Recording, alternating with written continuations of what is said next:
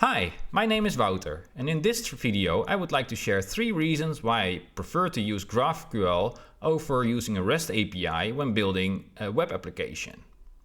So the first reason has to do with decoupling. Once the data model has been established that both the backend and frontend can use, then basically the backend and frontend can be built in isolation. And that's because the consumer of the API can control the data that is being sent back.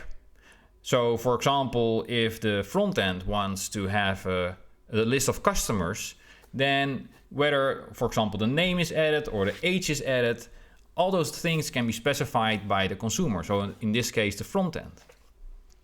The second reason has to do with the fact that I think that when you use GraphQL, you get better or cleaner APIs. So when building a REST API, for example, you have to deal with things like request methods, resource paths, and all other things that don't clearly define what your API should do. And it's often a little bit confusing. For example, when having an endpoint, for example, to fetch the users, then if you want to include some fields or don't want to include some fields, then you essentially have to either create multiple endpoints or you have to add, for example, a query parameter, stuff like that, so that you can use the same endpoint for different use cases. And what often happens is over time, these APIs, they become, as I like to call them, Franken APIs, like Frankenstein. So yeah, that's not great. And with GraphQL, using the API, consuming it's more like just calling functions in just normal programming languages, so, which is just, it feels much more natural than using a REST API. And the third reason I prefer to use GraphQL over REST APIs or build GraphQL APIs over REST APIs has to do with relationships. Basically, what most implementations for GraphQL servers allows you to do is to streamline the data retrieval and stitching. And what I mean by that is basically what you can do is, for example, build a resolver for customer and a related entity like orders if you have a web shop, and both of them can be completely separated, but only a relation has to be made in a schema file. And basically what will happen then is that GraphQL will figure out, for example, if someone requests a list of customers and for each of these customers to have an order, it will automatically stitch the data together. So that means that you don't have to write custom mappers anymore, and eventually you just end up with a lot cleaner code. Also on the front end, you have a similar benefit, because using GraphQL with a library like WireQuery, it's much more easy to make your front-end components much more isolated. So that means that if this part of the application does something with your data that affects a component over here, like at a completely different part of your application, then in many cases you can use invalidation mechanisms to automatically reload data that has some relationship with each other, which is great. And that just, at least in my experience, that leads to much more maintainable code because the components are much more isolated. Of course, there are also downsides. For example, there comes a slight performance penalty because basically your GraphQL engine has to do a lot of things. Also, depending, of course, on the implementation, probably a Rust variant of GraphQL is faster than a Python variant, for example. But in general, it will add, like it will probably have an effect on your performance. And GraphQL is also not a silver bullet. It's probably overkill if you're building an API where two backends talk to each other. And where the interfaces between the two are very clearly defined. For example, if there's only one consumer of a certain endpoint.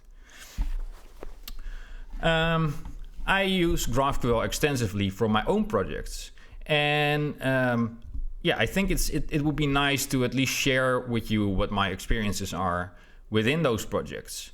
So I use it for myself for a project called WireQuery. And WireQuery is essentially a tool. It's an X-ray for your microservice landscape. It allows you to create a full stack recording, basically, so you can create a video of basically the front end, but it also captures everything that happens on the back end, including the request and response bodies. So basically the whole picture, so that you can see what's going on. And it also allows you to query for specific scenarios.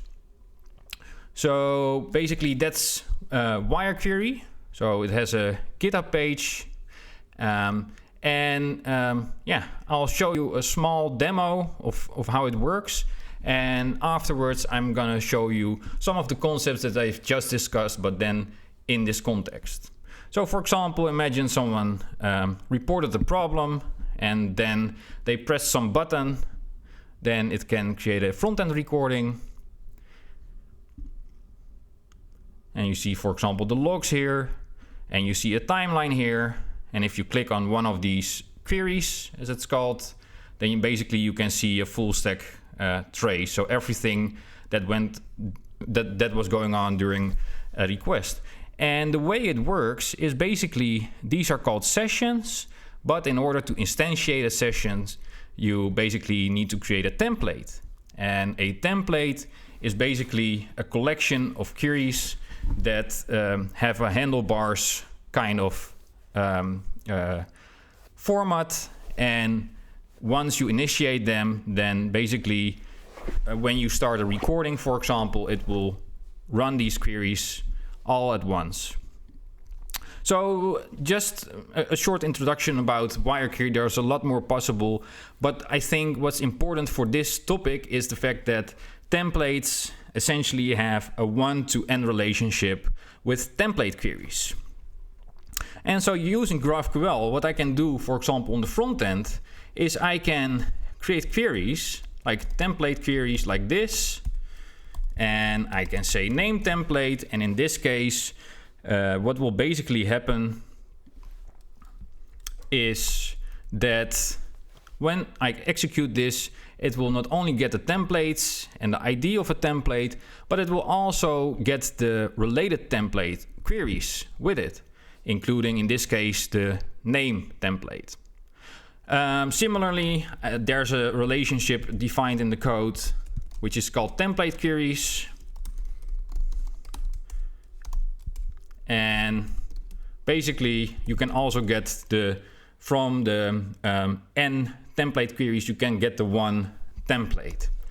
And so how it's implemented is that I use a library called DGS in Spring Boot, and I created a schema. So here we have the template schema. So here I say, hey, I can get templates, and here's where the schema of a template is defined. And then for template queries, I basically say, hey, I extend this type template, and a template basically is extended with template queries, which then have these properties. So basically in a schema sense, that's all there's needed to create this kind of relationship. And then what happens, and I think this is really cool. So in case of a template, you can just say, hey, if I query templates, just call this template service.findAll, for example. And then here, let me see, templates. Yeah, so basically if the parent type is template, here you say, hey, get me the template queries by template, and it will use the data loader to load all these templates. And the data loader will essentially wait for a short while until, for example, all the templates have been loaded, like so, and then based on that it will know what the ID is of all these templates, and then it can simply say, hey, find by template IDs, for example. And so that way you also solve the so-called n+1 problem, in which if you have one template, then you only want to run one query to also get,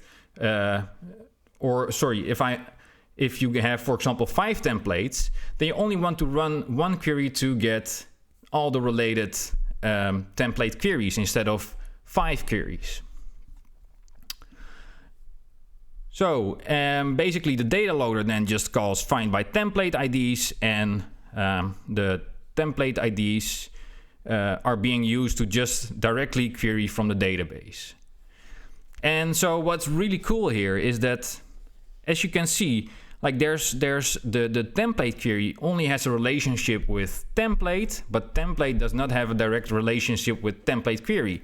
Essentially meaning that if you would remove the template query, since there are no custom mappers and stuff like that, the whole program would just continue to work, except that it doesn't have template queries anymore. And similarly, as I mentioned, you have this isolation that I think is really valuable on the front end. So for example, here I have a component which is called template query list, and here I can just say, hey, use this query, and it will get all the data that I need.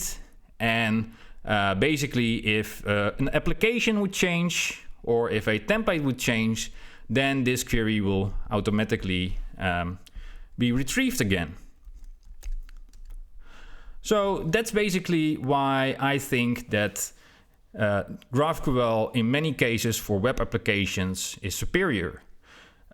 Essentially, it comes down to having way better decoupling, having a much cleaner set of APIs, and the way it deals with relationships is just phenomenal. So I hope you like this video. If you like to see more on these kinds of topics, please like and subscribe. And yeah, if you have some time, it would be really cool if you can check out my project, github.com/wirequery/wirequery.